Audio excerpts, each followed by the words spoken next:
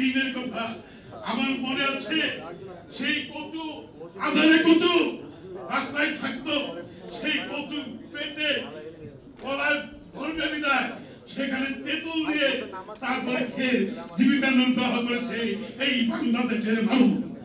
সেই শেখ মুজিবুর রহমান স্বাধীনতার পরিবর্তে দিয়েছিলেন আমাদের কচু খেচুকে দিয়েছিলেন।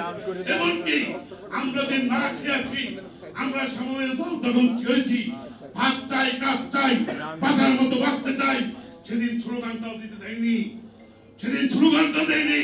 পাক স্বাধীনতা কেড়ে নিয়েছে শেখ মুজিবুর রহমান, সেই স্বৈরাচারী শেখ মুজিবুর। আমরা যখন আমাদের পত্রিকা গণশক্তি সেটাও ব্যান করে দিয়েছে, 4টা পত্রিকা ছাড়া সব পত্রিকা ব্যান করে দিয়েছে।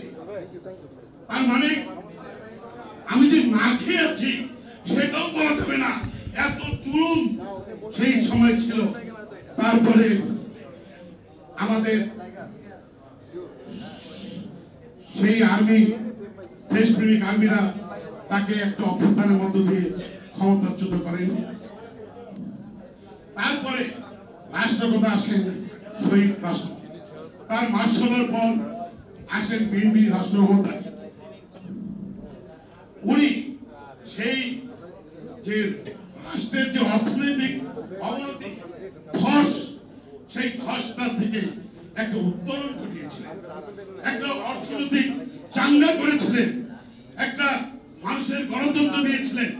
সেদিন বলেছিলেন রাষ্ট্র ক্ষমতায় সেই যে সবাই রাজনীতি করবে, বহুদল গণতন্ত্র।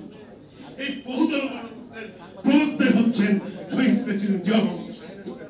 তাই তাকে সশ্রদ্ধ সালাম জানিয়ে আমি আলোচনা শুরু করছি। এই যে প্রতিষ্ঠা দিয়েছে, সেই প্রতিষ্ঠা বলতে গেলে অনেক কথা আছে, এই প্রবীণ বলতে গেলে অনেক কথা আছে। তার মেয়ে শেখ হাসিনা ক্ষমতায় গিয়ে কি করলেন? সেও তো হত্যা করলেন।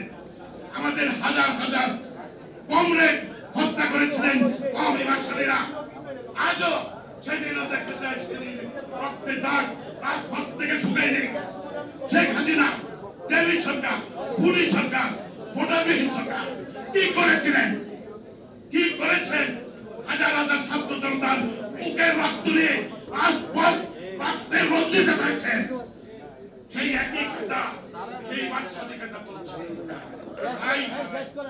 আমরা চাই এই বাকশালী কায়দা থেকে উত্তরণ ঘটাতে। ধন্যবাদ। ইসলাম ভাইকে এখন বক্তব্য রাখবেন জাকপার সম্মানিত সভাপতি বীর মুক্তিযোদ্ধা